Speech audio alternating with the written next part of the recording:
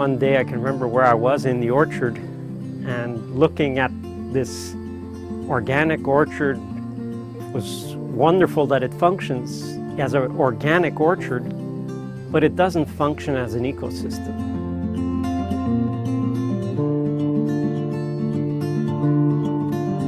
I didn't like emphasizing, well, let's stop the negative. I rather take my energy and say, okay, what should we do? So we tore out most of the trees and began replanting in a permaculture design, not a monocultural design, not just an apple tree orchard design, but right away as a mixed planting. So the basis of the design is the trios: nitrogen fixer, then an apple, then a pear or a plum, could be a cherry. And so that nitrogen fixer fixes all the nitrogen or gives all the fertility needed to the fruit trees on either side. That's just the fruit trees. It would also be the fruit shrubs and other plants as well that you put.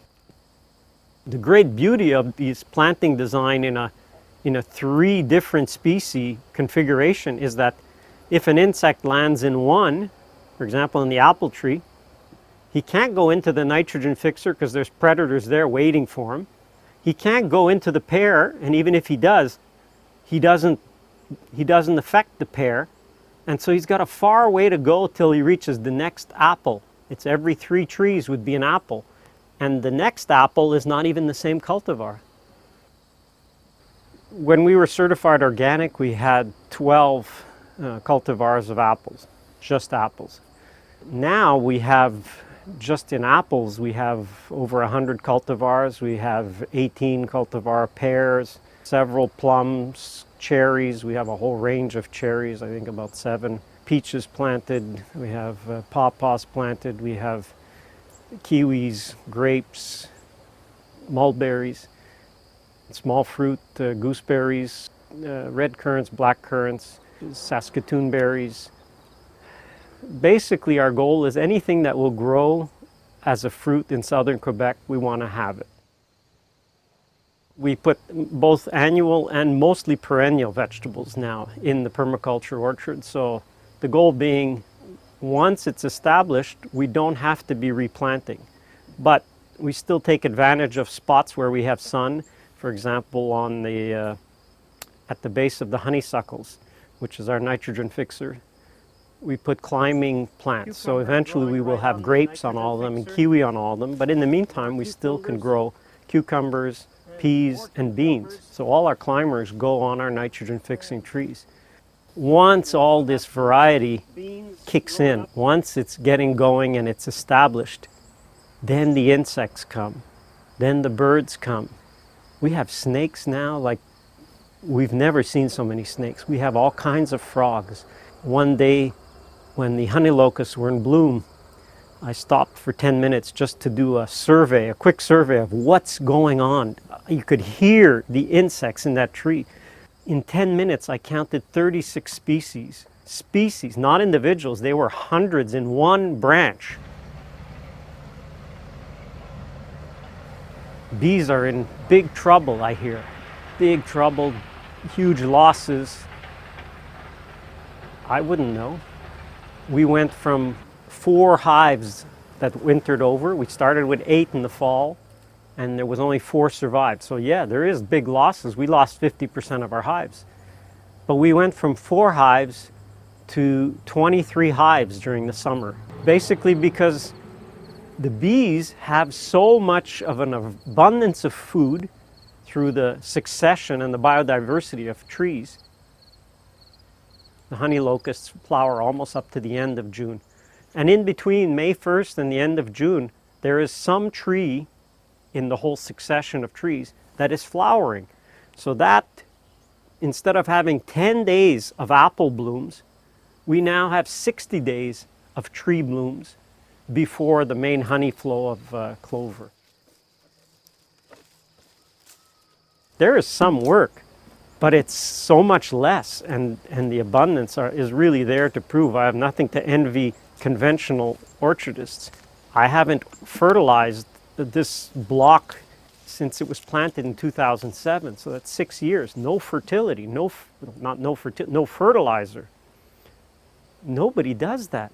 Everybody fertilizes not just every year, but sometimes several times in the year. The output is huge, not just in diversity, but in taste. We had an open day this weekend, so people would come and you give them one of these plums and they go, excuse me, and after they've tasted one, they say, that's crazy. You never taste such a sweet and delicious plum in the store. Of course, the whole system is not geared towards taste. It's geared to shelf life. It's not a system that's geared to giving you the maximum pleasure. And one of my goals for the farm is bringing back the wow in food. We've lost the wow. How often do you get wowed by food in the grocery store? If you go down the row, everything is by a certain date. We function with 10-day windows. So if, say, now we're early September, we're picking in rows that all the trees will be ripe in a 10-day window. It's either the apples or the pears or the plums. They're all ready in this window. It's efficient because you go down the rows and you can pick. So even if you don't do a direct marketing and somebody wants to pick everything and take it to market, they still only have to go down certain lanes on certain dates. So you can simply have 2 or 3 boxes with you, and depending which tree you're picking, you would put it in a separate box. We have huge abundance here, surpluses of all kinds of things. We just had an open day. We are giving 160 pounds of apples to members. Come pick, it's free. That's 4 bushels. Most people they didn't know what to do if they took 4 bushels. That's part of the abundance. So yes, we think of that ethic of sharing the surplus as sharing with people. And that's true. We should. But we shouldn't forget that that principle really has 2 sides to it. Sharing the surplus with people and sharing the surplus with nature. We don't need to have the attitude that, oh, we have a certain insect in the orchard that's eating one of my fruit. Oh, we have birds coming and pecking some of my fruit. What's wrong with sharing some of your harvest with them?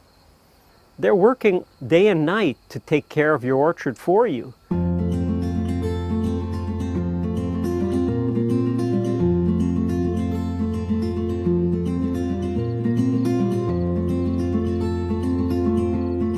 I've had people just walking around shaking their head like they were in a daze because they said, everything I've learned, everything I've done in my orchard is contrary to what I see here. It makes sense what I see, but it doesn't jive with what I know and what I've done. So the future is getting enough people to see that 1, it's possible, 2, it's viable, and 3, it makes so much sense. Why am I not doing it? The only thing wrong with these plums is you can never eat just one.